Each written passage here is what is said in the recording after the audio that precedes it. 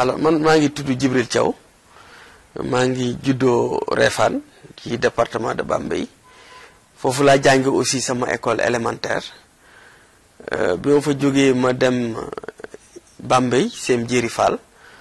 fa laa jàng ba am BFM après ma def LTAB soog a dellusiwaat lycée de Bambey fa laa amee sama bac bi ma amee bac ma dem université Cheikh Anta Diop alors def fa 1 an mais bi ma fa defee 1 an aussi ci laa jàllee concours de recrutement des instituteurs ci laa dem Saint-Louis ma def sama formation d'instituteur après ñu affecté ma département de Bambey ci Sobem Sessène def na 4 ans ci département de Bambey Sobem Sessène ak Niokket mais bi may nekkee Bambey aussi damay poursuivre sama étude à l'université ci laa amee sama maîtrise lettres modernes dem nekk professeur au CEM Tidjani de Pikine jóge fa dem lycée de Thiaroye comme professeur de lettres toujours mais après aussi ci laa def sama formation d'inspecteur de l'éducation bi ma paree en tant qu'inspecteur ñu affecté ma à l'IDEN de Dakar Plateau ma nekkoon chef de district du Plateau mais en même temps aussi ma soutenir sama thèse en 2010 ci lañ ma recruté à l'université Cheikh Anta Diop de Dakar en 2011 comme professeur de grammaire historique en 2011 aussi fin 2011 milieu 2011 ci la def sama engagement politique à côté du président Macky Sall en 2014 ci la présenté wu comme candidat à la mairie de Réfane ci la gagné ci la nekk maire de la commune de Réfane donc depuis 2014 donc loolu mooy cursus bi nga xam ne moom laa suivre un peu depuis bi ma nekkee xale ba léegi. Alors effectivement en 2012 aussi ci lañ ma nommé ma nekk directeur du centre de formation et de perfectionnement des travaux publics plus exactement en juillet 2012 mu nekk structure boo xam ne mu ngi bokk ci ministère des infrastructures des transports terrestres et du désenclavement. Commune bu Réfane comme on le sait ci département de Bambey la bokk ci arrondissement de Lambaye mu ngi nekk diggante commune bu Lambaye à l'est commune bu Kër Samba Kane au nord commune bu Touba Toul ak commune bu Ndiéyène Sirakh à l'ouest et commune bu Ngogom ak commune bu Ndangalma au sud donc commune yooyu ñoo ñu wër ñu nekk 35 000 habitants bon je pense que donc comme on le sait communauté rurale la ñu woon donc ñu devenir commune ci ak acte 3 de la décentralisation donc voilà un peu maintenant ña fa dëkk je pense que c'est peu ñaari ethnie ñoo fa ëpp mooy les séeréer ñoo fa gën a bari ak les wolof même si am na maintenant peut-être de temps yeneen ethnie yoo xam ne bariwuñu trop comme les Peul activité économique ba fa ëpp mooy agriculture ak élevage ay baykat lañ mais dañuy sàmm aussi maanaam càmm goo xam ne dañu koy lëkkale ak mbay mi nga xam ne li nga mën li ngay bay nga ciy jox càmm nga ciy jox animaux yi ñuy lekk animaux yi aussi tos bi ñuy génnee nga def ko sa tool donc voilà un peu ni ñuy doxee am na aussi commerce activité commerciale boo xam ne vraiment il faut ñu féliciter wu ci aussi que mu ngi dox parce que am nay temps vraiment pour jënd yenn affaires yi il fallait ñu dem Xombal wala Ndangalma wala Touba Toul mais léegi vraiment activité commerciale bi dox na fa bu baax peut-être loolu li ko indil mooy piste bi nga xam ne mooy jógee Kaba ñëw Réfane dafa permettre vraiment gros porteurs yi ñu fay ñëw et léegi vraiment on a fait le constat marchandise tey li ñuy jënd muy ceeb muy diw bi muy suukar muy savon li nit ñi soxla muy ciment muy fer dem nañu ba def constat que Réfane la gën a yombe ko Xombal wala Bambey donc loolu aussi vraiment ñu ciy sant yàlla bu baax voilà donc loolu mooy suñu activité économique commerce après agriculture élevage loolu mooy activité économique yi nga xam ne moo am ci commune bu Réfane maintenant aussi ñu féliciter aussi les femmes nga xam ne vraiment ces 5-10 dernières années ñu ngi activé wu aussi ci transformation des céréales muy les femmes de Réfane muy femmes yi nekk Ndereb muy femmes yi nekk aussi Réew Mao vraiment zone boo ci dem rek ñu ngi yëngatu bu baax ci transformation céréales locales yi muy loo xam ne vraiment am na solo lool nga xam ne dañuy dem sax mooy ñëw léegi di exposer ci foire yi nga xam ne mooy am Dakar notamment FIARA bi ak foire internationale buy am CICES. Peut-être aussi comme activité vraiment il y a la menuiserie de bois ak menuiserie métallique là aussi vraiment ça se développe gars yi léegi foofu la ñuy defee seen commande yi bu ñuy construire seen kër yi là aussi c'est une très bonne chose. Donc voilà un peu activité économique yi nga xam ne moo am Réfane. Il y a aussi le maraîchage notamment à Ndereb et à Combelane mais bon temps yi ak manque d'eau bi nga xam ne vraiment dañu ndox bi dafay manquer ça apporte quand même un coup dur ci activité de maraîchage yooyu mais je pense que si tout bu ñu delloo lépp mu rentrer dans l'ordre activité de maraîchage yooyu dinañu ko reprendre mieux. Je pense que sax mën nañu am chance am beneen périmètre maraîcher boo xam ne ANIDA def nañu fa visite récemment rek pour vraiment pouvoir implanter benn ferme de 15 hectares dans la commune de Réfane. Donc voilà un peu les activités économiques. Maintenant sur le plan culturel, la commune de Réfane vraiment c'est fortement marquée par les activités religieuses, la religion, notamment les daïra mourides comme Tidiane. Vraiment ñoom ñooy occuper le champ culturel. Après ça nag vraiment y a la lutte qui est très présente notamment après les fêtes de Tabaski, de Korité, Magalu Réfane. Vraiment là moom la lutte day occuper une place très importante pratiquement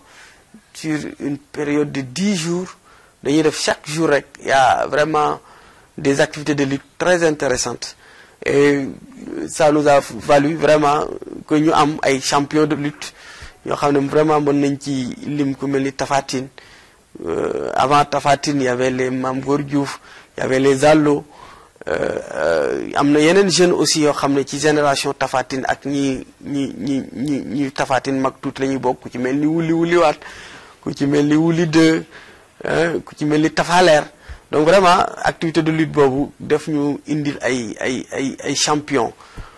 ku ci mel ni ay sa Ndereb donc c'est des jeunes yoo xam ne tey vraiment ay kéwél ils font vraiment la fierté de la commune de Réfane ci mbirum làmb ji mais avant ñooñu aussi vraiment làmb dafa yàgg Réfane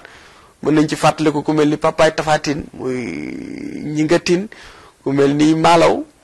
Gajaga ñooñu vraiment c'est des gens yoo xam ne ils ont marqué la lutte. Maintenant période bi aussi on va un peu vers l'hivernage day am ay activités culturelles yu am solo yoo xam ne day am ci zone yu mel ni Réew Mao notamment fil bi ñuy def nga xam ne c'est pour que xam nga rek suñu aada la suñu cosaan la pour ñaan yàlla mu taw yooyu aussi ci période bi jëm ca kanam tuuti c'est des activités très intéressantes yoo xam ne vraiment man j'aimerais bien même que un jour ma invité un peu les télévisions la presse parce que tamit c'est des activités culturelles yoo xam ne ëpp nañu ko perdre parce que c'est vraiment très riche ensuite dina tax askan wi gën a ressourcé wu gën a xam seen cosaan gën a xam fu ñu jóge parce que nit ki bu bëggee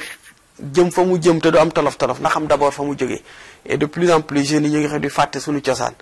te vraiment loolu lu am solo la loo xam ne war nañ ko préserver voilà.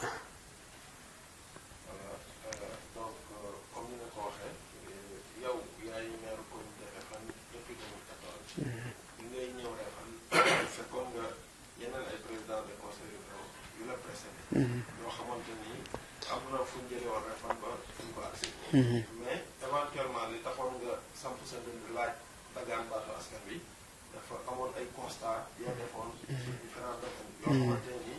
depuis bi nga nekkee président association pour le développement de Réfane amoon ay rêve amoon ay bëgg-bëgg ay ambition foo bëggoon yow jëlee ko sa dëkk am foo ko bëgg. Avant ñuy ñëw ci commune bu Réfane comme maire communauté rurale la woon am na ñu ko saytoon avant man. ñu mën ci lim le premier président de la communauté rurale de Réfane muy suñu baay Babacar Faye après suñu baay Pathé Diouf mooy ñëw yal na leen yàlla yërëm xaare leen aljana te yu baax yi nga xam ne def nañ ko Refane pour yàlla fay leen ko. Ensuite suñu mag di suñu xarit le président Abdou Thiaw après suñu beneen mag moom tamit yal na ko yàlla yërëm Mbay Ndaw nga xam ne moom aussi def na fa liggéey bu rafet. Après aussi Ibra Mbacke Faye ñëw man ci Ibra Mbacke Faye laa jëlee donc ñoom ñëpp ma leen di sargal di leen delloo njukkal ndax kenn ku nekk la nga tollool ak la yàlla baaxe def nga ko ba mu yegg si ci ñun tey. Mais effectivement bi ñu jógee di def politique parce que dañu essayer d'abord ci association pour le développement de Refane def nañ ci ay affaire vraiment yu rafet def nañ fa ay jàppale boobu ñu ngi tabax jumaa bu Refane jàppale woon nañ jumaa bi def nañ ay reboisement def nañ ay activités culturelles nañ jàppale élèves yi ci lu bëri. Mais ambition bi ma amoon bi may dem di nekk président association pour le développement de Refane 3 wala 4 ans yi ma ko nekk je me suis vite rendu compte que li ma bëgg dëgg association pour le développement de Refane du ko lijjanti mënu ko régler parce que dafa xaw a xat sañ-sañ bi bëriwu foofu. ci laa bi ñuy renouveler ma wax bureau bi ne leen man ay la yéwén dama am ambition dem defi politique parce que xam naa ne li ma bëgg te yéene ko Refane il faut ma def politique te comme association pour le développement de Refane dafa apolitique da ngeen may jéggal ngeen wut beneen président.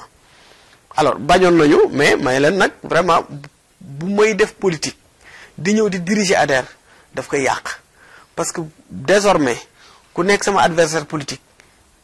day gis ne ADER dafa politique. Donc vraiment j'ai réussi à les convaincre ba ñu décharger ma ci charge yooyu de association pour le développement de Refane. Mais li taxoon aussi ma ne il faut mu jóg dem def politique benn vision la. Maintenant vision boobu mën nañu ko appliquer à tous les domaines li nga xam ne ab citoyen daf ci am droit na ci situation citoyen bi dëkk Refane na ci am droit maanaam ci dëkk Médina wala mu dëkk Plateau wala mu dëkk Kaolack am na possibilité dox 100 mètres jàkkaarloo ak ab médecin waxuma infirmier de ab médecin wala sax un médecin spécialiste wala un professeur mu saytul ko wér-gu-yaramam dama jàpp ne ki dëkk Refane ak village bu mu mën di doon ci Refane dafa am tamit moom droit dem jàkkaarloo dox tuuti jàkkaarloo ak un médecin. Élève bi nga xam ne dafa dëkk Plateau wala mu dëkk biir Tamba sañ-sañ bi mu am gàddu saakam dox 5 mètres dox 5 minutes wala 10 minutes dugg ci lycée ñu jàngal ko. Élève bi nga xam ne dafa juddoo Refane ak commune bu ak village bu mën di doon ci commune bu Refane dafa war a am sañ-sañ boobu. Donc loolu moo nekkoon sama vision maanaam lus gor di am rek te muy jóge ci état waa Refane ay gor lañu dañ ko war a am Refane ci la ñu jóg. Mais bi ñuy jóg aussi dañu waxtaan ak suñuy xarit waxtaan ak suñuy am di jàmm waxtaan ak waa dëkk bi ne leen lii mooy suñu pas-pas lii mooy suñu yéene ñi ci ëpp ci ñoom nañu lii de bu fekkee mooy suñu pas-pas ak suñu yéene nañ dem ànd ak le candidat Macky Sall. C'était en 2011 ça ci la ñu àndee ak président Macky Sall mais pas-pas boobu ak gis-gis boobu ak yéene boobu waa Refane rafetlu ko ànd ci ak ñun yàlla muy dogal def bi ñu demee élection 2012 président Macky Sall gagné nekk président de la République ñu teg ci 1 an quelques mois mu daje ak élection locale ci lañ sol suñu daal ànd ak suñuy xarit dëkk par dëkk ñu dem fa wax leen lii suñu bëgg-bëgg na ndox mi doy ci dëkk bi électrification universelle maanaam dëkk bu mën di doon na am courant na bërëbu fajkat yi bërëbu fajukaay yi na bëri nañu relever plateau technique yi bërëbu jàngukaay yi na bëri na am ay lycée et cetera et cetera bi ñu exposé suñu gis-gis population yi ñu ànd ci ak ñun fal ñu nekk maire de la commune de Réfane mais bi ñu falee mën nañ ci dem secteur par secteur xëy na amuñu réussite à 100% bu ñu fekkee dañ toll ci def bilan te toll nañ ci parce que def nañ 5 ans bu ñu reporté wuloon élection yi en principe juin bi ñu jëm ci la ñuy dem élection locale parce que on a été élu en juin donc juin prochain la ñuy am 5 ans bu ñu defee un bilan ñu njëkkee ko ci éducation éducation yàlla muy dogal may nañu bi ñu ñëwee léegi en matière de fourniture scolaire et d'équipement yàlla acteur éducation yi ñoo ko wax nee nañ ñun liñ ci def kenn mosu ko ci def ndax chaque année dañ leen di doter en fourniture ba fourniture yi daf fay nekk ba octobre prochain loolu jàngalekat yi ñoo ko wax ak directeur d'école yi mieux tey école élémentaire bu nekk ci commune bu Réfane doté nañ ko de matériel informatique muy ordinateur muy imprimante muy onduleur ak accessoires yi ñu war a àndal toutes les écoles de la commune de Réfane ba mu des 3 te 3 yooyu bu soobee yàlla dinañ leen doté mieux Al Azhar yi ci école yi la bokk de li may wax ni ça concerne aussi les écoles arabes Al Azhar parce que ñun bi ñu ñëwee dañ ne éducation lañ ñu dénk éducation nag kay jàng ca l'école ba ca la bokk waaye kay jàng ca daara ja wala ca Al Azhar ba ca la bokk donc lépp lu ñuy defal école yi nga xam ne français lañu fay jàng ñoo ngi koy defal daara yi ak école Al Azhar yi mieux comme dañu nekk ci phase curriculum de l'éducation de base nga xam ne école yi dañuy soxla ay imprimante ak ay risographe doté nañu collectif des directeurs d'école bu Réfane une première fois benn risographe bu bees tàq jox codec départemental dans le département de Bambey jox nañ leen risographe bu bees école Al Azhar yi nga xam ne ñoom ci arabe la ñuy bind ñu jox leen risographe bu bees pour vraiment ñu ciy mën di reproduire seen support yi nga xam ne moom la ñuy defee ay exercice moom la ñuy defee ay examen blanc moom la ñuy defee ay essais donc loolu aussi def nañu ko réfectionné nañu aussi quelques écoles yoo xam ne non seulement ay écoles françaises mais ay écoles aussi Al Azhar donc loolu aussi def nañu ko décroché nañu aussi un lycée pour la commune de Réfane parce que comme nu ma leen ko waxee sànq foofu élève bu admis woon BFEM Réfane day fay sonn dañ koy yóbbu Ndangalma wala Bambey wala Touba Toul et très souvent dañuy am ay problème pour loger foofu da nga daan gis sax ay élèves wàcc Ndangalma di jibi Réfane chaque jour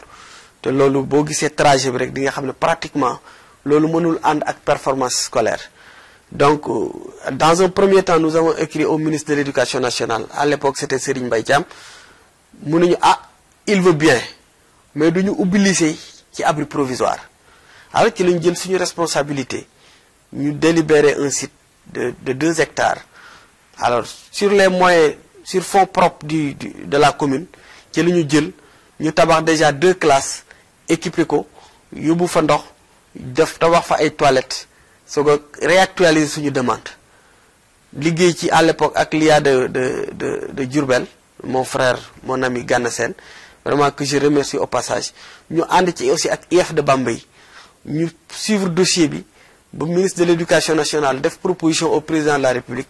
mu accordé ñu ubbi ay classes de seconde donc ça fait 2 ans donc école bu tëjee buy tijjiwaat dañuy am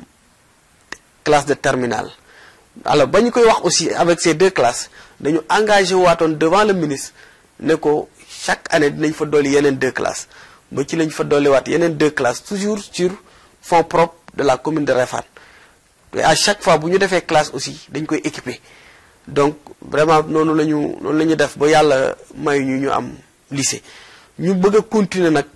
ak le cas de Réewmao parce que Réewmao vous savez autoroute à péage bi dafa dagg Réfane en 2 parties léegi élèves yi nga xam ne dañu daan jógee zone Réewmao bi muy Nguy Candigé muy Ndorong Malick muy Réewmao muy Njaan dañuy am problème léegi pour am accès au CM de Réfane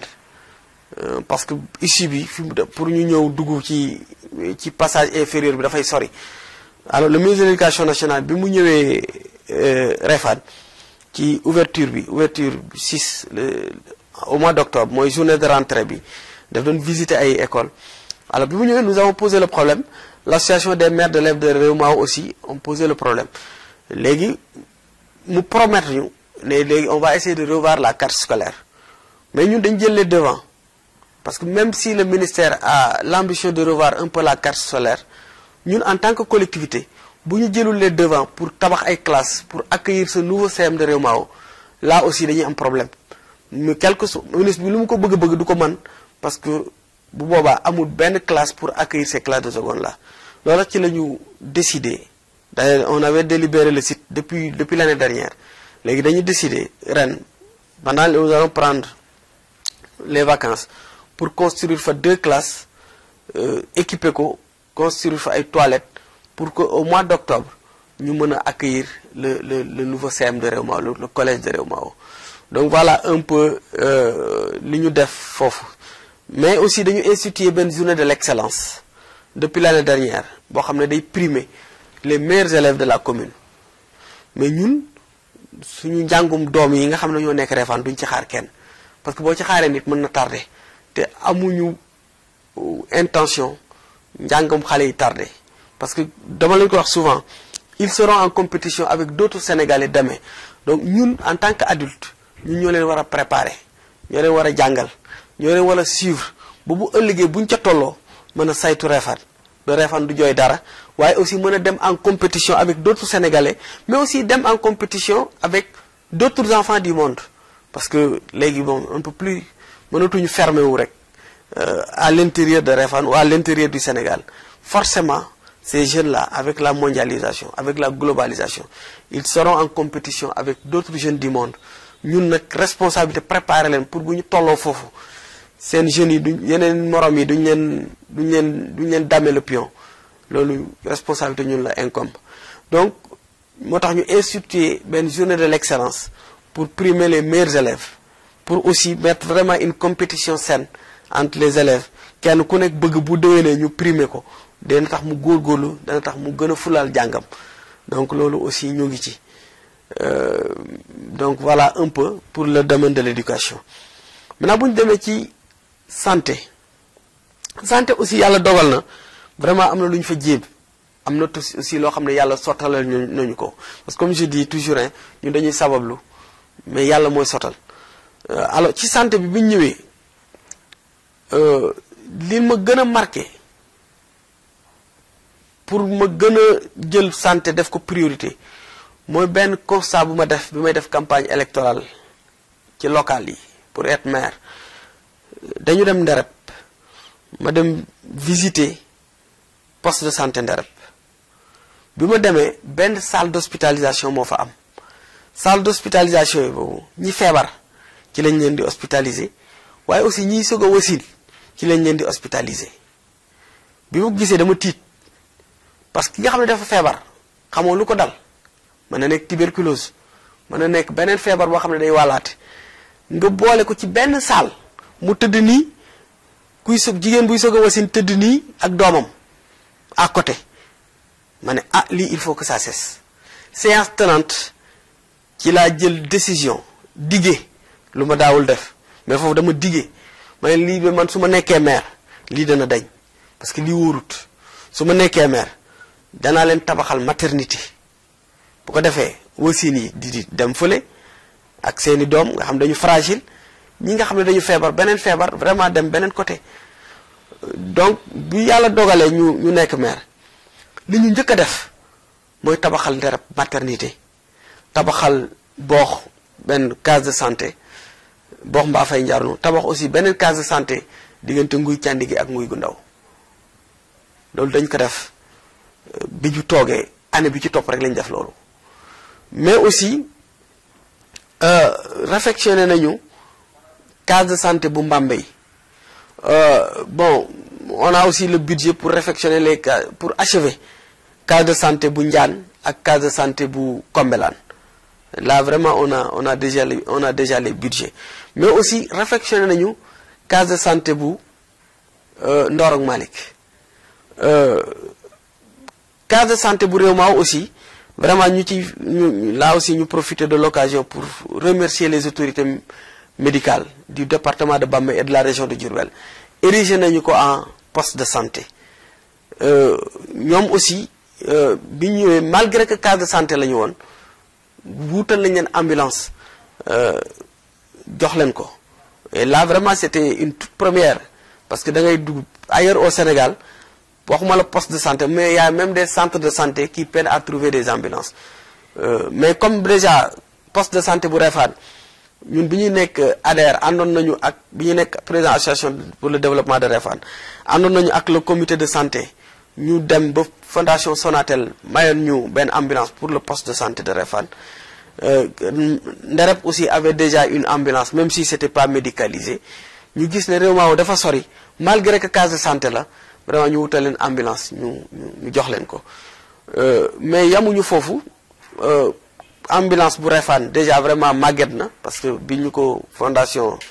Sonatel joxe léegi ëpp na 10 ans 15 ans vraiment day tombé en panne commune bi di defar je pense que ces 2 dernières années ñàkk nañ ci lépp 1 million pour di ko defaraat ci la ñu vraiment avec d'autres partenaires ñu wut beneen ambulance boo xam ne je pense que incessamment peut-être après la Korité dinañ leen ko yóbbul mais aussi am nañ beneen ambulance pour Mbambey mais aussi pour Nderep il faut vraiment ñu changer seen ambulance c'est vrai parce que dafa panne temps yi c'est vrai que commune bi na ko defar mais vraiment pour Nderep il faut vraiment ñu am beneen ambulance bu méngoo ak jamono boo xam ne dana dëppoo aussi ak poste de santé bu Nderep donc vraiment loolu def nañu ko ci santé mieux case de santé ak maternité aussi yi ñu tabax benn bu ci nekk équipé nañ ko de matériel neuf ba vraiment changé wale un peu yi nga xam ne moo fi nekkoon mais loolu aussi doyul bi ñu ñëwee ba léegi chaque année dañuy jël 1 million maanaam plus de à peu près 2000 litres de carburant dinañ ko jox les ambulances yi nga xam ne ñoo nekk Réfane ak Nderep ak Réew Maaw ci commune bi dañuy appuyer aussi le personnel de santé à travers benn fonds boo xam ne dañ leen koy jox mais aussi fonds de dotation bi dañ ciy def médicaments pour vraiment les postes de santé ak les cases de santé donc voilà un peu ce que nous avons fait ci santé. Maintenant bon il y a un programme de vaccination distribution de moustiquaires yooyu aussi à chaque fois les mutuelles de santé à chaque fois dañuy mettre vraiment la logistique à leur disposition notamment les véhicules pour yombalal leen seen liggéey loolu aussi vraiment ñu ci féliciter aussi ñi ñu ciy àndal parce que mutuelle de santé yi quand même à Réfane quand même c'est des mutuelles qui marchent vraiment il faut ñu féliciter leen ci c'est vrai que ils ont eu l'accompagnement de Vision Mondiale loolu aussi ci ñuy yombal liggéey bi la bokk Vision Mondiale moom on ne les remerciera jamais assez ils ont beaucoup fait dans les communes de Réfane et de Ngogom ils ont beaucoup fait voilà maintenant bu ñu demee ci beneen domaine par exemple l'électrification rurale ñun dañ doon wax na li ñu gëm mooy électrification universelle maanaam dëkk bu mën di nekk ci commune bu Réfane dina am courant bi ñuy soog a yow Réfane moo amoon courant bu doy waar courant bu yamambaay parce que boobu vraiment fil bi dafa traversé nii rek Nderep pareil dafa traversé nii rek ñoo amoon courant ak Mbambey ñun bi ñu ñëwee ñu ne fu dëkk nekk dinañ fexe mu am courant lenn li ñu def ko ci suñu budget propre mais leneen li aussi ñu ànd ci ak le président Macky Sall à travers ASER ba tey fi may wax ak yow sur les 52 villages de la commune de Réfane ñett ñoo ci amul courant muy Lulup Ndiireen Seeseen bon c'est vrai que quelquefois mën na ñu ciy boole Jaatong mais Jaatong moom lañ ko ciy génne parce que vraiment l'essentiel est fait ba incessamment seen courant moom dana ñëw donc muy des efforts considérables te ñetti dëkk yi ma la wax ne ñoo amagul benn bu ci nekk dugal nañu ko ci programme boo xam ne programme boobu bu ñu koy dérouler dinañu fa defaale électricité bu soobee yàlla donc muy loo xam ne dañu ci sant yàlla bu baax parce que bi ñu koy wax am na ñoo xam ne gëmuñu woon ne loolu war na mën nekk parce que dañ ne la mais yow électrification universelle yow dëkk sangam ak ni mu soree nan ngay def ba am fa def fa courant mais dëkk boobu lu muy sori mais am na dëkk yu ko gën a sori Kédougou ko gën a sori te am na courant donc il suffit juste ñu gëm ne war na mën a nekk mais buñ ko gëmee aussi vraiment ànd ci ak ASER di def suñuy demande di dugg ak a génn di yéeg ak a wàcc ba yàlla dogal vraiment li ñu bëggoon yàlla defal nañu ko foofu ci électrification rurale bi tey Ndiireen Seeseen Lulub moo ñu dese te dugal nañ leen ci programme boo xam ne bu soobee yàlla dinañ ko def. Maintenant il faut reconnaître que aussi dëkk bu mel ni Ndereb ak dëkk bu mel ni Réfane notamment vers Thiolla ak Foudaye ak Santhiane loolu il faut aussi commune bi jëlaat ay mesures pour def extension basse tension bi déjà pour cette année rek démb rek bi ñuy voté suñu autorisation spéciale on a prévu quelque chose pour que dëkk yooyu à partir du budget de la commune vraiment ñu yokk tuuti basse tension bi pour mu gën a dugg ci biir donc vraiment loolu mooy li ñu def ci électrification rurale maintenant loolu comme ni ma ko waxee am na yoo xam ne lu ci bëri mairie bi moo ko def par exemple li nga xam ne Saasar li ñu def Réfane Pays Sindiane li ñu def Thiolla li ñu def Samel Réew Mao loolu yëpp c'est sur fonds propres yoo xam ne ci commune lañu ko def donc je pense que depuis 2014 en tout cas ci bu dee électrification rurale rek la commune a mis au moins entre 45 et 50 millions yoo xam ne vraiment c'est des ressources de la commune beaucoup de villages yi nga xam ne ASER moo ko électrifié Bokh aussi maa ngi koy fàtte foofu aussi vraiment c'est la commune qui a électrifié totalement le village de Bokh donc loolu ñu ci sant yàlla bu baax. bu ñu demee beneen secteur comme la jeunesse alors la jeunesse ñu ngi leen di accompagner notamment ci nawetaan yi notamment la zone 6 de Réfane ñuy féliciter au passage le président de la commission jeunesse Assane Diouf de la commune ak j'aurais dû aussi féliciter le président de la commission santé et le président de la commission éducation man yàlla moo ma baaxee vraiment j'ai des présidents de commission très dégourdis très engagés qui me mettent quelquefois même la pression donc chance boobu laa am donc muy Babacar Ngom de l'éducation Ibrahima Ndiaye de la santé ak Assane Diouf de jeunesse et sport vraiment ci sport bi ak jeunes yi vraiment ñu ngi def aussi des efforts considérables notamment ci accompagner leen ci nawetaan ñun duñu xaar suñu zone muy wuti ay parrain pour jouer sa finale déedéet zone bi dañu koy assurer lépp nga xam ne bu jógee di wuti parrain ku ko neex mu def ko parrain bu ko neexee mën na jël koo xam ne xaarul ci moom xaalis mais da di modèle mu bëgg ko woon jeunes yi mu dem def ko parrain mais du début à la fin muy équipe bu bokk ci nawetaan dinañ la jox équipement dinañ la jox ballon dinañ la subventionner toutes les équipes qui participent au nawetaan zone bi aussi dañ koy jox subvention mu gérer ko à sa guise bu dee toujours ci mbirum jeunes yi étudiants yi dañ leen di jox une subvention de 2 millions par an les étudiants l'association des élèves étudiants de la commune de Réfane donc ils ont 2 millions par an mais aussi dañ leen di accompagner ci mois de Ramadan bi chaque mois de Ramadan bu weer bi commencé vraiment on leur donne du riz de l'huile des dattes ak lu ñu ca mën a dolli rek pour que vraiment assurer leen seen ndogu yi parce que comme koor dafa xaw metti boo wooree ba ngoon ngay dem di rang ci resto universitaire yeeg yooyu ça peut voilà donc chaque année noonu la ñuy def ak les étudiants ils ont 2 millions de subventions plus des denrées alimentaires pendant le mois de Ramadan mais aussi dañuy def chaque année aussi ñu ànd ak ñoom ci benn ndogu spécial le 1er mai ou le 30 en tout cas bon le président de l'AER lui il sait man xam nga rek damay xaw di fàtte yenn saa yi soit le 30 ou le 1er mai waaw foofu la ñuy dem ànd ak ñoom ci seen appartement ndogu wandoo ak ñoom donc loolu ñu ngi koy def depuis plus de 2 ans cette année vraiment ñu nar ko ànd ak le président de l'AER Bara Faye donc loolu aussi def nañu ko ci jeunes yi mais aussi toujours ci jeunes yi comme Réfane macha allah vraiment jeunes yi dañu am ambition bëgguñu tàllal loxo di ñaan bu kenn ku nekk mu ngi mbëkk boppam quelque part pour am loo suturloo am loo jàppale say waajur ci la ñu remarqué ne jeunes yi dawat Jakarta ñu jar a jàppale lañu parce que comme moom la ñu amagum ci lañ jàppagum lañ leen ci jàppale ba ñu am ci au moins benn sécurité nga xam ne di nga mën a liggéey ci Jakarta ba pare am sécurité d'ailleurs dañu ki def constat que quelquefois il faisait des accidents ñu ne attention ñii nañ leen accompagner ci la ñu leen accompagner vraiment ñu jël ci ñoom 30 jeunes ñu former leen wutal leen permis jox leen ay casque donc loolu def nañu ko pour les jeunes ñi nga xam ne dañuy dawal taxi Jakarta dans la commune de Réfane mais aussi jëlaat nañ ci 30 yoo xam ne bon incessamment ñoom aussi dañ leen gunge accompagner leen pour ñu am permis c'est vrai 30 yu njëkk yi permis moto lañ leen wutaloon mais cette fois-ci on s'est dit non autant les ñu wutal leen permis oto nga xam ne xëy na ëllëg mën nañu am chance jóge ci Jakarta bi dem dawali oto donc 30 yi ñu jël nii moom cette fois-ci permis oto lañ leen di wutal te duñu yam ci 30 yooyu sax dañ ko bëgg di jël par vague de 30 boo soobee yàlla balaa ñoo bàyyeek ñoom képp koo xam ne da ngay dawal Jakarta dans la commune de Réfane bëgg nañu gunge la accompagner la ba nga am permis donc vraiment loolu aussi def nañu ko ci jeunes yi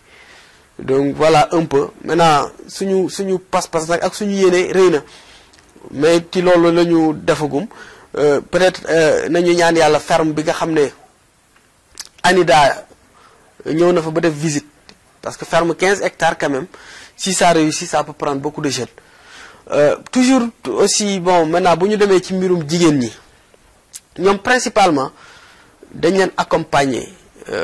ci d'abord li nga xam ne day woyofal seen liggéey muy ay moulins à mil déjà li ñu recevoir ci PUDC ci ay moulins à mil bari na trop mais à côté de ça aussi la commune dafa jëndoon 9 moulins à mil boole ko ak yi nga xam ne moom la PUDC indi ak yi nga xam ne dañu ko amoon ci beneen coopération chinoise donc tey fi may wax ak yow néew na ngay dugg ci benn village ci commune bu Réfane te newuñu ne jigéen ñi am nañu moulin à mil néew na lool néew na trop donc loolu aussi dañu ko jàppale jigéen ñi mais aussi yemuñu ak ñoom foofu ñoo ngi leen di accompagner comme par exemple ñuy def transformation céréale locale je pense que daaw rek xaw ma daaw jéeg déjà mayoon nañ leen 1 tonne de céréales pour ñu jàpp ci transformer ko dugal seen kees loolu aussi jàppale nañ leen ko mais aussi jàppale nañ leen ci financement yi je pense que li ñu dugal ci financement ci jigéen ñi dans la commune de Réfane ànd ci ak yenn structures yi nga xam dañuy financer jigéen ñi fii may wax ak yow je pas le chiffre exact mais li wóor mooy ëpp na 60 millions mais heureusement li tax li ñu yombalal loolu aussi ñoom jigéeni Réfane boo leen financer dañuy fay donc vraiment ñi ñu àndal ay kuur yi ak waa ministère de la femme dañuy sawar pour financer waat leen Réfane moom macha allah amaguñu problème bu rembourser les prêts les femmes dañuy fay donc loolu aussi ñu féliciter leen ci bu baax a baax donc voilà un peu maintenant avec la cellule de lutte contre la malnutrition nga xam ne dañu expérimenter woon benn programme à Réfane pour que en 100 jours ñu xool impact bi muy def boobu aussi vraiment jàppale na ay jigéen ñu néew doole ñu bëree bëri parce que dañuy fekk jigéen bu néew doole ñu waxtaan ak moom xool nu ñu koy jàppalee soit ñu jox ko ay ganaar wala ñu jox ko ay xar wala ñu jox ko ay bëy mu yar donc vraiment muy processus boo xam ne démb rek maa ngi ciy échanger ak le point focal Mbaye Ndour vraiment ça a fait des résultats très positifs donc ñu ciy remercier au passage la cellule de lutte contre la malnutrition notamment madame Néné Awassi vraiment qui est une femme vraiment exemplaire très dégourdie très engagée je pense que c'est avec son accompagnement et les autorités vraiment administratives notamment le préfet de Bambey et le sous-préfet de Lambaye vraiment là on a testé ce programme là et ça a donné vraiment ay résultats yu positifs donc loolu aussi def nañu ko ci lutte contre la pauvreté sans compter maintenant le programme du président la couverture maladie universelle ak les bourses familiales loolu aussi vraiment def nañu ko ci social bi on ngi accompagne aussi à la veille de la Tabaski on accompagne souvent les imams les chefs de village dañ leen di accompagner saa bu Tabaski waaj a jot dañ leen accompagner par de petits appuis yoo xam ne bon xëy na du lu bëri trop mais foofu la suñ doole yamagum c'est juste pour leur montrer que am nañu pas-pas bi ak yéene bi mais aussi dañuy accompagner souvent voilà voilà très bien. Donc maintenant pour hydraulique bi là aussi vraiment on a fait des efforts bi may campagne toujours foofu laa jël référence en 2014 dama dem benn village bu ñuy wax Njaan guddi laa fa dem parce que boobu bon guddi laa fa dem ñu toog di ma xaar pour ñu def meeting mais dama ñëw ci table bi fi ñu ma tegal pour ma toog ak juste devant ñu tegal ma fa baag xale yi xam naa ñeen ñi xamuñu baag waa Ndakaaru ñi xamuñu ko ak goj mooy corde bi ñu takk ci baag bi pour dugal ko ci teen bi ak paan ak lampe tempête voilà des symboles lampe tempête bi pour ñu dire pour me dire amuñu courant baag bi ak yooyu pour ñu dire amuñu ndox bi ma gisee bon j'ai souri fekk am na beneen candidat bu fa jëkk a jaar ñu defal ko loolu mu mer bu de dem man ma ñëw ñu def ma ko alors j'ai souri may leen fii moom bu ñu neexee sax yéen jarul ngeen di wax parce que bu wax ngeen ba pare lii ngeen teg nii mooy wax bi man aussi jarul sax may wax parce que sama pas-pas ak sama yéene je pense que xam ngeen ko mais n'empêche que comme bon on est en campagne électorale bon on va faire des discours d'usage mais l'essentiel est déjà dit je pense qu'on se comprend parfaitement alors bi yàlla dogalee ñu gagné avant may def 6 mois dëkk booba raccordé naa leen à un forage avant may def 1 an 2 ans dëkk booba am na courant te ku leen waxoon di ngeen am courant ñu ne la mënul lekk donc ci mbirum hydraulique village boobu raccordé nañu leen mais aussi président parce que Réfane quand même mooy commune boo xam ne dëkk boo ci dem rek il est raccordé à un forage dëkk boo dem ci Réfane rek raccordé nañu ko ci forage robinet mbedd amatul Réfane kër goo dugg am na robinet mais le malheur mooy forage yi ndox bi ñuy xelli moo doyatul population yi donc da ngay tijji sa robinet ndox du ñëw mais yàlla mi dara tewut bi président lancé PUDC ci matrice bi nga xam ne moom lañ joxoon commune bu Réfane pour ñu remplir ko bi ñuy remplir matrice bi ñu def ci forage pour réew maaw bi yàlla dogalee waa PUDC exploité matrice bi effectivement ci lañ ñu defal benn forage à réew maaw bu war a ànd ak périmètre maraîcher mais yàlla comme jaam ak pexem yàlla ak dogalam forage boobu dafa fonctionner 1 semaine rek il est tombé en panne pompe bi buy aspirer ndox bi day ànd ak suuf mais vraiment depuis lors bon ñu ngi wax ak les autorités administratives ak les autorités du PUDC nous avons même impliqué l'OFOR j'ai saisi vraiment le directeur général de l'OFOR pour ñu dimbali ñu defar ko le plus rapidement possible parce que ça commence à prendre du temps moo tax fi mu nekk Réfane problème mu ndox bu rëy la ñu am fi mu nekk ku fa am jàng wala nga am màggal wala gàmmu damay obligé ma dem jënd ay citerne ndox di ko fa yóbbu donc vraiment forage boobu moom bu yàlla dogalee mu sottiwaat dinañu dimbali bu baax ba sax dañu mujj un village comme Bambey nga xam ne amatuñu woon dara ci ndox comme ils sont pas très loin de Njaañ c'est le dernier village de la commune de Lambaye bu am forage foofu finalement dañu mujjoon ñu raccordé leen foofu ba fi mu nekk ñoom macha allah waxatuñ dara Mbambey ak Mbootal léegi ñu ngi am ndox bu baax a baax donc vraiment voilà un peu ce que nous avons fait ci hydraulique peut-être bon xëy na di ñaan yàlla nag di ñaan aussi nit ñi ñu ñaanal ñu pour que très rapidement le forage de Réew Maaw ñu remettre ko en marche voilà maintenant pour la culture peut-être dañu koy parce que bon ku wax culture aussi wax sport pour la culture quand même ñu ngi accompagner les activités culturelles yi nga xam ne mu ngi am Réfane j'avoue que bariwul trop à part les chants religieux les magal parce que finalement nous les considérons comme des activités culturelles ñu ngi li accompagner ñi nga xam ne ñu ngi dem ci gàmmu yi ak magal yi mais aussi ñu ngi accompagner ñi nga xam ne bon dañuy def ay nuits culturelles notamment les femmes quelquefois vraiment ñu def ay nuits culturelles ay fil bon xam ma ñu gars yi lu ñu koy waxee ci tubaab wala ci wolof parce que c'est une activité culturelle boo xam ne waaw genre baaw naan boobu merci beaucoup genre baaw naan boo xam ne c'est très riche culturellement ñooñu aussi ñu ngi leen di accompagner bon kenn ku nekk aussi ak bëgg-bëggam xale yi nga xam ne seen saa yi dañuy def ay tànn biir xale yu jigéen yi ñoom aussi quelquefois vraiment à travers la commune ñu ngi leen di defal ay subventions mais principalement daal li ëpp li ñuy dugal ci culture ñu ngi koy def ci jàng yi ak màggal yi ak gàmmu yi boobu moom vraiment à chaque fois que de besoin nous sommes à côté ñu ngi ci wetu daayira yi nga xam ne ñooy organiser loolu pour accompagner leen. J'avais un peu oublié les xoy ba léegi ñu ngi koy def avec la même densité et comme ni nga wax vraiment c'est une activité culturelle boo xam ne dañu ko xam ci Réfane ak Touba Toul ak dëkk yi ko wër noonu j'avoue que bon parce que tamit quelquefois c'est pas bon je ne sais pas quelquefois on ne réfléchit pas trop vers ces gens-là mais comme li nga wax c'est des activités culturelles qu'il faut préserver parce que am na déjà ñu ko bëgg ensuite ça reflète notre culture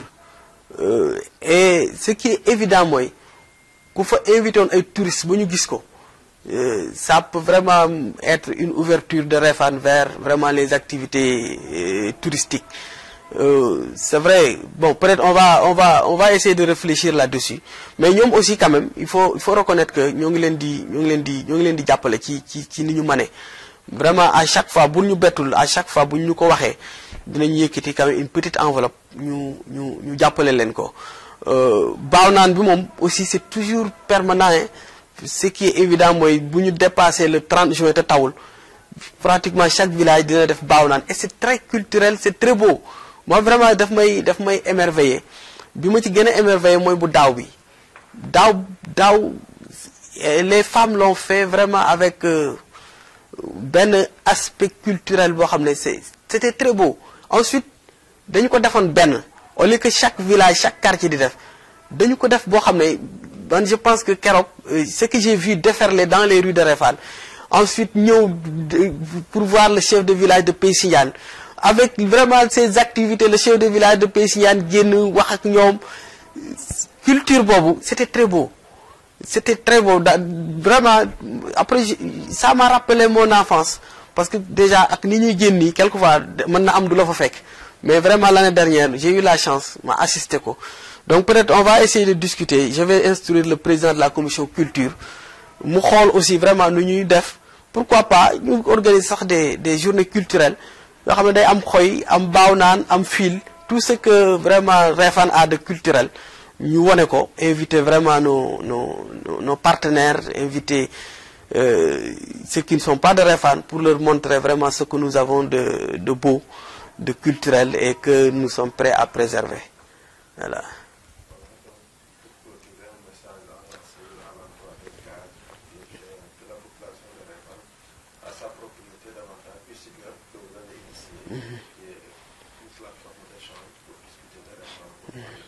Effectivement. Et les invités d'une manière générale également à signer davantage pour facturer également les recommandations de la diaspora. Ok, ouais, c'est ça. Alors, merci. En fait, je voudrais vraiment lancer un appel pour askanu Réfane yëpp au-delà askanu Réfane askanu Bambey askanu Sénégal pour que vraiment site bi ñu mettre en place ñu xam ne seen site la dañu ko def pour que képp kuy doomu Réfane te am xalaat bu baax am yéene bu rafet am pas-pasu àndante ak askanu Réfane yëpp pour ñu liggéey jëmale suñu dëkk kanam nga ñu may la plateau ñu may la audience boo xam ne di nga ci mën a waxe sa xalaat ñi ko war a dégg ko di nga ci amee aussi xalaatu ñeneen pour que ñu àndante joxante loxo ñu defar commune bu Réfane parce que li ma yàgg di wax rek lay waxaat commune bu Réfane ay doomu Réfane ñoo koy defar ay doomu Réfane nag bu ñu bëggee defar commune bu Réfane forcément il faut ñu àndante joxante loxo travailler la main dans la main donc ma ciy woo doomu Réfane yëpp muy doomu Réfane yi nekk Sénégal ak yi nekk bitim réew. Ma ci profito également vraiment pour remercier leen parce que engagement bi ma gis ci Assad pour ñu ak le président Daouda Diouf pour ñu def hôpital à Réfane engagement boobu sedd na sama xol kontaan naa ci trop muy engagement ñi nekk Réfane ak ñi nekk Sénégal waaye aussi surtout muy engagement diaspora bi nga xam ne ñoom aussi fu ñu nekk ñu ngi xalaat lu jëmale Réfane kanam li ma leen di ñaan rek mooy ñu garder le cap sur nos objectifs sur nos ambitions bañ a jàpp li nga xam ne daf ñuy féewale comme ni ko tubaab di waxee ce qui nous unit est beaucoup plus important que ce qui nous divise kenn ku nekk sa xalaat bu rafet boo am sa pas-pas boo am sa moyen boo am xeebuñu dara nga indi ko waxoon naa ko dama koy waxaat ku dem ba ginnaaw Espagne wala nga dem ba Mali boo fa dajeeg bant boo yaakaar ne boo ko indee Réfane mu amal ku dëkk Réfane njariñ dimbali ma nga indil ñu bant boobu xeebuñu dara yéemuñu dara aussi Réfane c'est vrai mu ngi dem mais li fa nekk ci potentialité li fa nekk ci ay doomu Réfane yu tekki yu mën dara yu mën a war a mënal Réfane dara bu ñu conjuguer tous ces efforts je vous assure en 10 ans Réfane sera une commune modèle en 10 ans Réfane dina nekk modèle de développement boo xam ne ku commune bu bëggatee développé sax da nga naa dama bëgg a mel ni Réfane parce que yàlla bàyyiwunu ci ay nit ñu am xam-xam ci ay nit ñu am teraanga ci ay nit yu seen xel rafet ci ay nit yu nekk daal à des stations yoo xam ne war nañu mën a booster Réfane war nañu mën a jox Réfane beneen njariñ loolu yëpp bu ñu ko conjuguer Réfane dina jëm kanam bañ a dégg lu ñuy yàq parce que léegi malheureusement am na ñu gëm ne politique wax lu bon la wax lu ñaaw la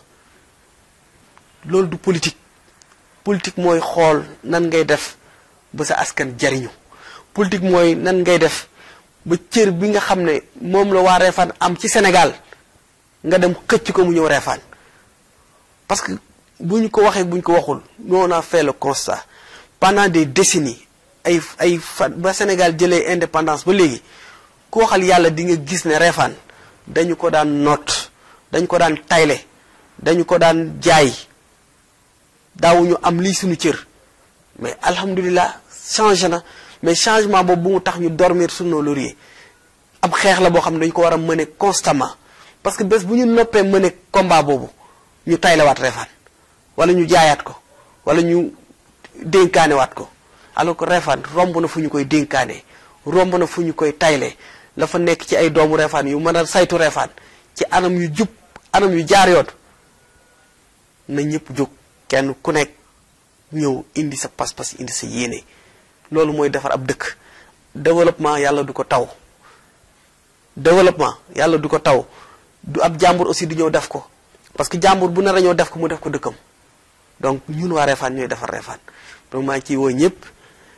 di leen wax jërë ngeen jëf encore une fois parce que ay askan bu ñu la falee aussi ba nga sa mandat jeex quand même amatoo seen pay yaa ñu doy sur 35 000 habitants ñu tàll la ne yaa ñu doy pendant 5 ans Réfane teraanga boobu ñu ma defal amatuma seen fay damay ñaan yàlla rek mu fay leen vraiment mais li ma man mooy delloo leen njukkal sant leen gërëm leen te yaa am yaakaar ne xëy na pendant ces 5 ans là li nu manoon def nañu ko mais suñu yéene romb na foofu mais jaam ak pexem yàlla ak dogalam bon ñu ñaan aussi ak compagnonnage boobu continuer ba li nga xam ne moom lañ defaloon ci 5 ans yi yàlla dogalal ñu ko ci yeneen 5 ans yi ñëw donc ñoo ngi sant ñëpp di gërëm ñëpp mais aussi vraiment nga may ma rendre un hommage appuyé magi Réfane kilifaay Réfane muy imam yi mooy koy jaarale ci seen imam ratib bu Réfane bu Touba Réfane di imam Aliou Dione ak imam ratib bu Ndereb di imam Abdou Ndour ak imam ratib bu Réew Maawo di imam Ndiaga Faye mooy jox nuyooy imam yëpp ñooñu ñu jàllaleel ma ko ci imam yi mais aussi këru diine yi nga xam ne ñoo nekk Refane nga xam ne du ma fàtte ñoom waa ñi sant Yadd ñoom waa kër Baye Ibra Yadd waa kër sëñ Cheikh Kama waa kër sëñ Souleymane Ndour waa kër Serigne Souleymane Ñing ñëpp ak kenn ku nekk xalifa ba fa toog tey ñu ngi koy ziar di ziar tamit vraiment suñu xarit suñu wëlëre le maire honoraire de la commune de Refane nga xam ne lii aussi figure emblématique bu commune bu Refane la bari na dëkk yu naan tey ndox ci Refane ak li ko wër ci loxoom la ko yàlla jaarale ci alalu boppam mu jël xëccal leen ndox muy oustaz Abdou Faye ñuy ñaan yàlla mu yàggal ko fa ku am njariñ la ku baax ci commune bu Refane la ku baax ci département de Bambey la ku baax ci yoonu Mouride la parce que gis nañu sas yi nga xam ne xalifa yi fi toogal Serigne Touba dañ ko koy sas wala xalifa Daaru Salaam dañ ko koy sas mu koy def avec gaieté de cœur di ci def alalam di ko defal waa Refane yëpp li ma ci gën a marqué mooy yenn saa yi day dem yëkkati enveloppe bu rëy di jaaxal wala di dimbali nit ne lii kat maa ngi koy def ci turu Jibi Thiaw meeru Refane kon oustaz vraiment aw ma fayam yal na ko yàlla fay yal na ko yàlla taxaw yal na ko yàlla teg loxo ci njabootam teg ko ci njabootu askanu Refane yëpp vraiment loolu laa amoon peut-être remercier féliciter aussi vraiment le conseil municipal ci jàppale bi ñu ma jàppale les conseils de l'opposition comme du pouvoir nga xam ne vraiment yombalal ñu liggéey bi parce que en fin de compte loolu moo ñu mën a yombal liggéey bi mais aussi remercier son excellence le président de la République Macky Sall parce que il nous a fait confiance confier ñu le centre de formation et de perfectionnement des travaux publics ci ministère des infrastructures mais aussi jàppale ñu ci commune bu Refane je me rappelle il m'a reçu en audience ma ànd ak le ministre Mor Ngom que je remercie au passage aussi di ko nuyu ànd ak madame le maire Yakou Kane ak Serigne Ahma vraiment keroog li ma waxoon ne dinaa la jàppale ci Refane vraiment il l'a fait. Plus de 100 millions à travers le fonds d'entretien routier autonome pour ñu defaraat yoonu Kaba Refane yooyu vraiment c'est des choses yoo xam ne dañu koy maanaam commune bi mooy maître d'ouvrage bi mooy lancer marché bi mooy xool ndax nii la ni mu ko bëggee mën na ko nuy xoolee ñu jox ñu fonds yi ñu fay donc vraiment son excellence le président Macky Sall Refane war na ko delloo njukkal war na ko sant war na ko gërëm li nu am ci moom commune bu Refane musu ko am ci benn président de la République musul am et je le dis haut donc vraiment moom aussi il faut ñu sant ko gërëm ko sant gërëm aussi vraiment tous nos amis les autres maires du département de Bambey vraiment ñoom aussi ñu sant leen gërëm leen sant aussi samay ministre de tutelle qui se sont succédés vraiment au ministère des infrastructures parce que képp ku ci ñëw ci ñoom rek daf may renouveler sa confiance ba pare accompagner ma les derniers en date c'est vraiment le ministre Abdoulaye Daouda Diallo et l'actuel ministre monsieur Omar Youm vraiment ñoom aussi yombalal nañu ma liggéey bi maa ngi leen di sant leen gërëm yéen aussi vraiment à travers ce site là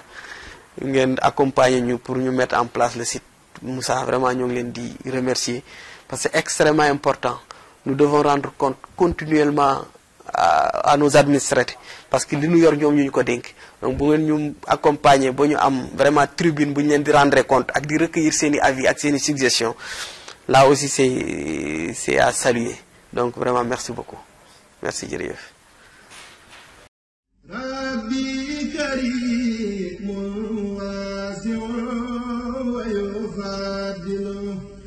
وَمَا